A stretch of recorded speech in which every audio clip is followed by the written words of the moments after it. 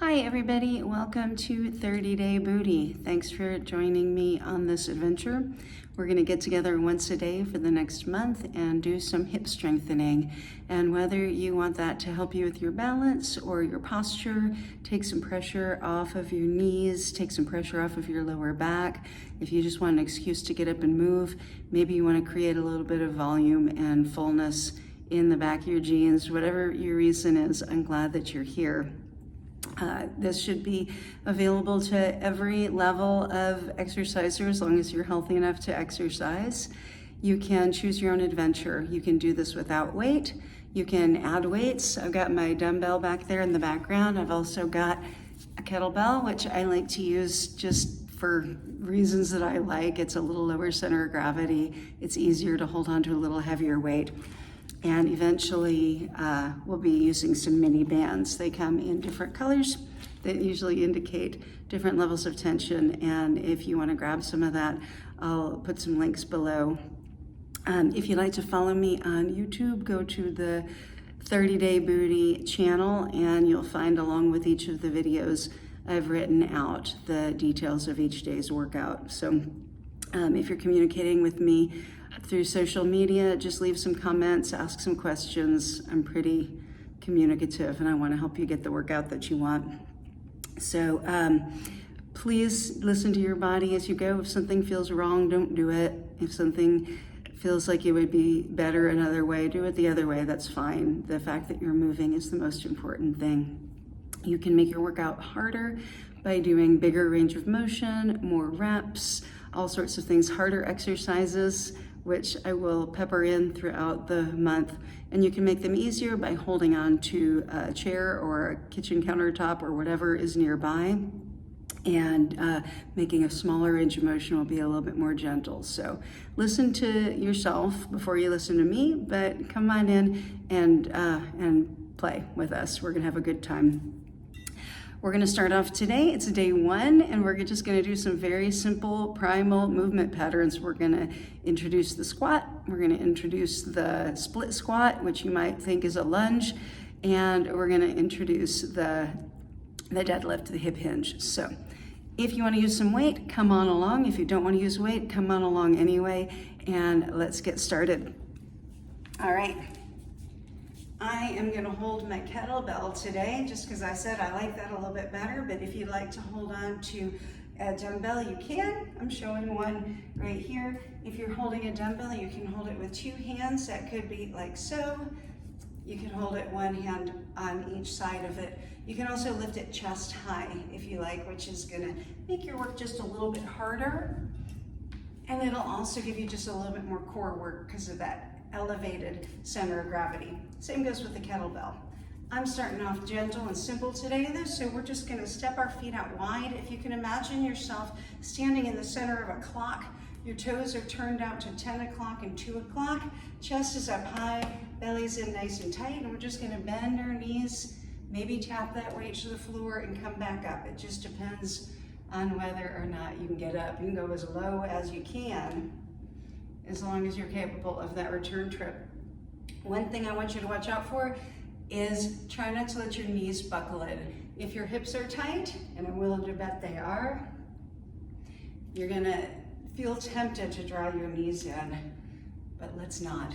Keep going. I'm just gonna turn sideways and give you that view so that you can see the knees are pointing out toward the pinky toes as we're down there. And even though I'm bending down, I'm not bending forward. So we're gonna keep that really nice posture the whole time. Squeeze your glutes as you come up. And this is probably a good time to warn you, I'm not that good at counting reps while I'm talking. So if doing an exact number is important to you, please do. Otherwise, I'm gonna say this is probably almost 15 repetitions. It's probably more. That's just bonus content. Let's do one more there. Squeeze the glutes as you come up and then shake it out. You can put your weight down if you want to. That's a basic sumo squat because we have that wider stance. Our second set, we're gonna bring our feet a little closer together, about shoulder width apart, and this time the toes are turning out to about 11 o'clock and 1 o'clock. We're gonna sit our weight into our heels, lifting the chest as you reach your hips back. I'm gonna see if I can make myself count to 15 on these, but it's better to know now. If you want to do the exact right number of reps, please count along and do what you need to do. This is strengthening through our lower back and our abdominals, as well as into the glutes, also hamstrings, quadriceps, and because we're trying to keep those knees out wide, we're getting that glute medius, your hip rotators, all sorts of good stuff happening. That's not even all of it. Your calves are at work. Maybe you're feeling a little heart rate elevation. It's all good for you. I'm gonna do 4 more. Was that 15? You can tell me in the comments.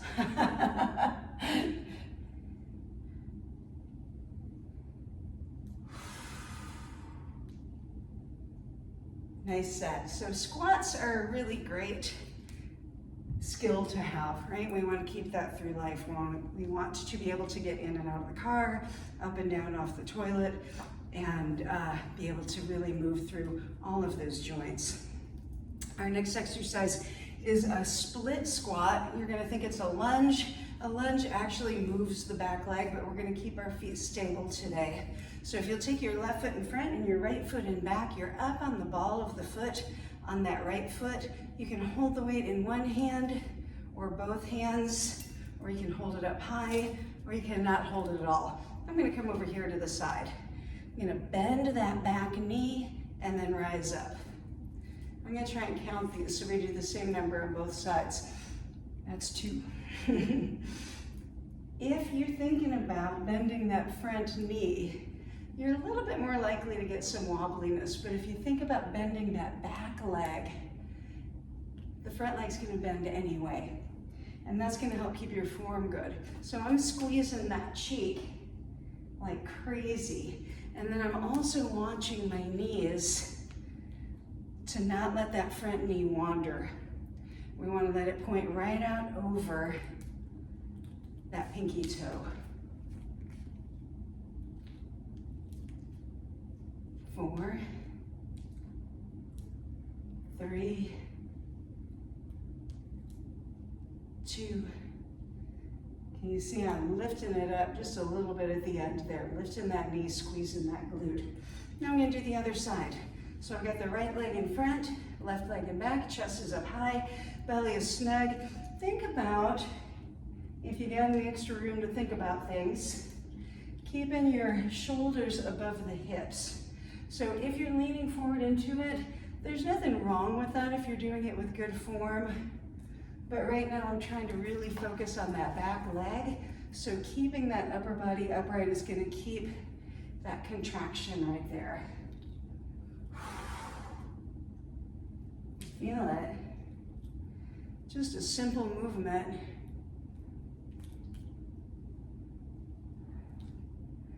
Front knee is trying to stay stable. Back knee is coming as close to the floor as we can get it, and still come up again with good form. Let's do 4 more. 4, 3, squeeze your belly, squeeze your cheeks. I didn't stay very high that time. There, last one. Shake that out. You can put down your weight if you want to for a second. Heart rate's coming up. Last one is one of my favorites. We're gonna do a deadlift, or a straight-legged deadlift. Sometimes people call them good mornings. Let's start with our feet just about hip to shoulder distance apart. So you can bring them all the way in if you want, a little wider for more stability. Weight if you got it. And our legs are gonna stay straight, but they're not locked. So there's a little bit of softness in the knees. Belly is tight, chest is high, and we're just gonna send our hips back, getting your thumbs to right about underneath your knees, and then stand up again. Inhale down, and exhale up. You're gonna feel some stretch in the back of your thighs, and you're gonna feel tempted to let go of that posture, but don't. If you think of pulling your chest forward and pushing your butt back, you're in business. Inhale and breath out. I love these. That's working the whole back of your body. Your calves, your hamstrings, your glutes, your lower back, even your shoulders and back muscles are a little bit involved.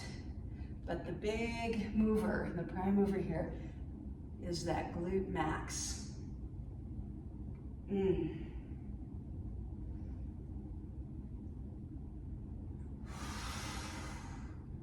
Keeping your chest high as you fold. I'm gonna do 3 more of these.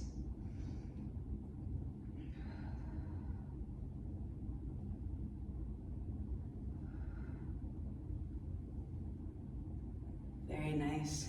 You can set your weight down. And that was our short and sweet, not that short, first day workout. So thanks for coming, and I hope that felt good. Let me know if you have any questions, and I'll see you tomorrow for day 2.